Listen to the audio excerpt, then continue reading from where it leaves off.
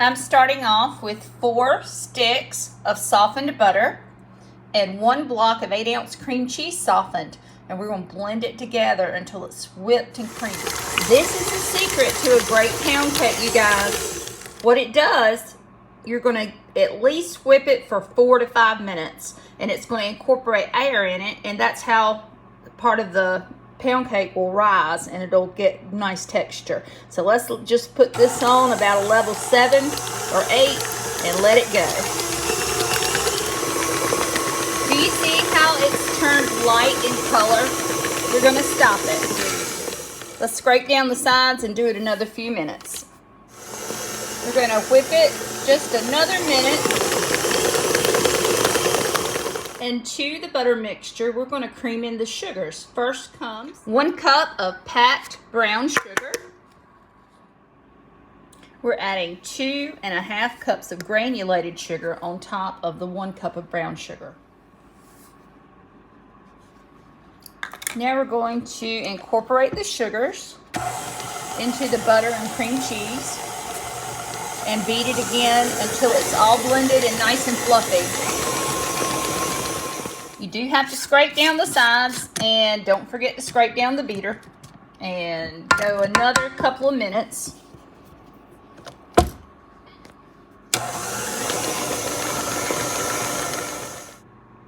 And y'all, here is the secret ingredient.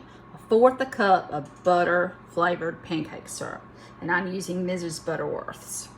Don't skimp and do the sugar-free or the light with the cake. You've already got all the great ingredients already. Don't mess it up. 2 teaspoons of vanilla extract. Make sure it's the good stuff. Madagascar bourbon vanilla, y'all. This is optional. There is a butter extract. You can use probably a 1/2 teaspoon to a teaspoon. I'm just using a dash of that because we have the butter from the pancake syrup. Now what we're going to do is add 1 egg, 1 at the time, and beat it for about 30 seconds till it's incorporated. That's 1 until you can't see it again. And here's 2. Just until you can't see it. And you can keep it going on low, and you don't have to stop it every time. Just continue to add 1 until you can't see it. Probably about 30 seconds. And there's 7 total whole eggs here until you get them all incorporated. There's 1 last little ingredient we want to add. I used it in the same thing I used the pancake syrup in, so it's fine. If you're just going to put it in the same thing, there ain't no need to dirty up another whole thing. It's all going in the same pot. So we put in 1/4 cup of vegetable oil, and this helps with the moisture. Just blend that in.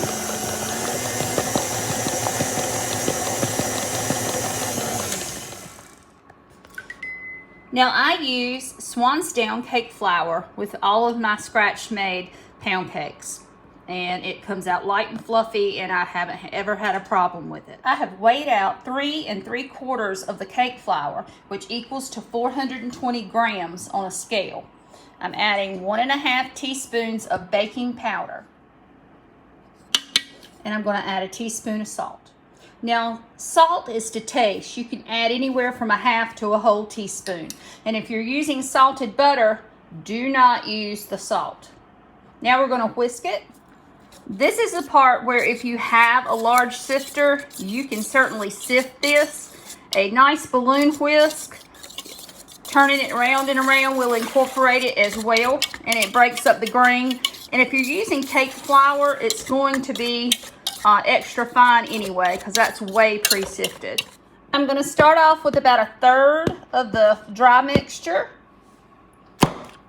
Put this down, and very slowly, like I have shown you guys, pulse it just a few times, and so it won't go poof back into your face. All right, that's kind of done. We're going to do another 1/3. I tell you what, if your beater ends up like that, fix it so it's away from you when you stop it, because now I've got more room to put the flour in. Okay, that's the other third. We're gonna pulse that. This time we're gonna scrape down the sides because you can see there's leaving some on the edges. Let's do that. I've got my sides scraped and I'm gonna slowly incorporate the remaining part of the flour, which are the dry ingredients mixture. And just when I think I see it coming together, I'm gonna stop again and scrape down the sides one last time. Okay, I scraped down the sides and the beater. Make sure we had no residual flour pockets. I'm gonna beat it one more time, about 30 seconds, and then they're gonna go in the pan.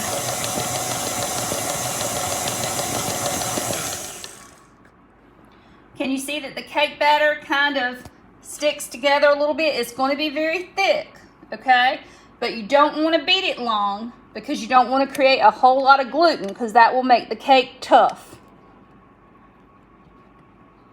We're gonna scrape everything off the beater and take that off. If you're gonna cook this in a traditional pan, you're gonna want a 10-inch tube pan, and this is gonna make a pound cake that's gonna come all the way up to the top. It's very large. But what I'm doing, we're making these to feed the Golden Girls. Once a month, we feed the widows and the single ladies, elderly. And I think we also include some elderly men that might be by themselves. But once in a month, we feed them. And I'm going to put this into 2 disposable 9x13 pans. So I'm breaking it up into 2 to feed a crowd. And then we'll put the pecan praline topping on top. There you go. It's all done. It's got my cake release on it. And if you need the recipe for that, look in the description section. Click the down arrow to the bottom right of the video. And in the description, you will see the recipe that keeps all your cakes coming out gorgeously. Okay? Okay, I have evened out the batter into 2 equal 9x13 disposable pans covered in my cake release. If you need that video, please look in the description and I've got the link to that because all your cakes will come out perfectly and you won't have to worry about them sticking.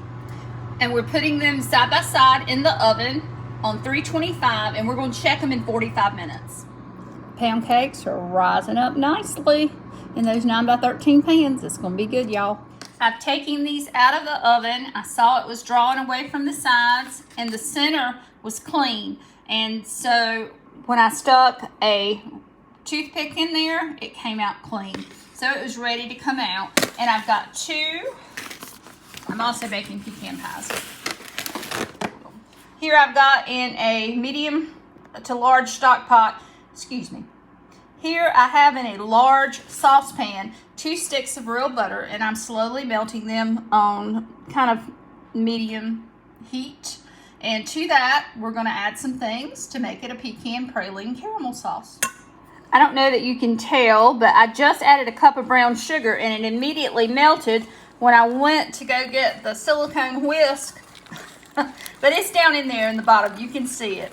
All right, I'm gonna stir together the butter, and that is 1 cup of butter and 1 cup of brown sugar.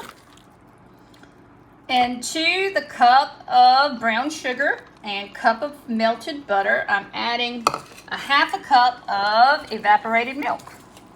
And we're going to blend that together with a whisk. And make sure anytime you're cooking with milk in it, you're using a pot on the stove that has plenty of room for expansion, because a lot of times it will foam. If you don't believe me, watch my caramel cake recipe. Yes, I showed you what not to do, and then I transferred it to a larger pan.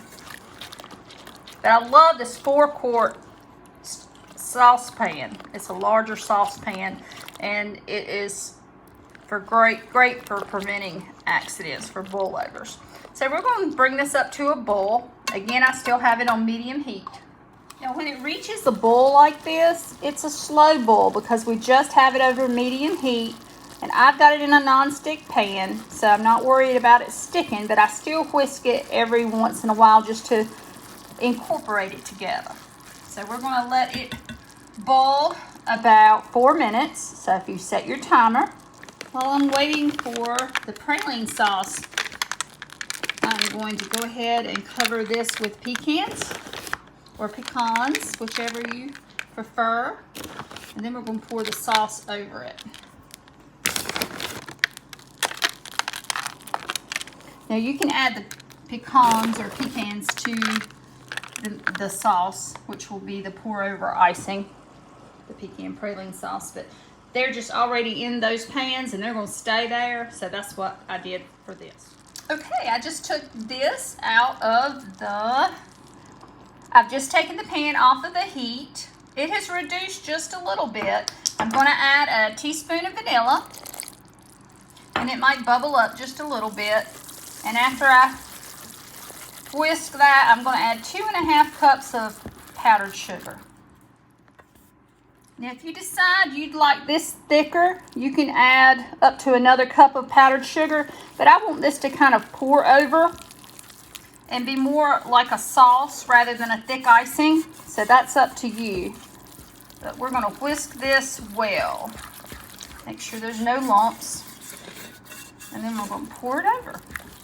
And there we have our praline sauce that's going to go over the pecans. Make sure there's no lumps. If you're 10x sugar or powdered sugar, confectioner sugar, whatever you call it, icing sugar, if it is lumpy, sift it. It will make all the difference in your icings or fillings or anything when you're using powdered sugar rather than granulated sugar. There we go. You see how that leaves a trail, but it's still pourable. Now we're going to pour it on top of those cakes. Divide it kind of by half. Okay, I needed both hands to pour. Now I'm just going to gently make sure all the pieces are covered. I'm going to bring it to the middle from the sides because it wanted to go to the sides, of course.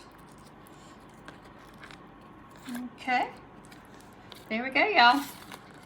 And if you'd like, you can throw a few more pecans or pecans on top if you would like. This is your cake. You make it the way you want to.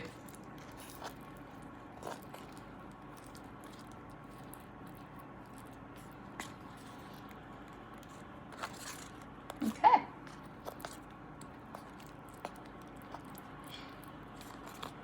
We're getting ready to try that little slice right here. And I'm going to plate it up and show you what you think. See what you think.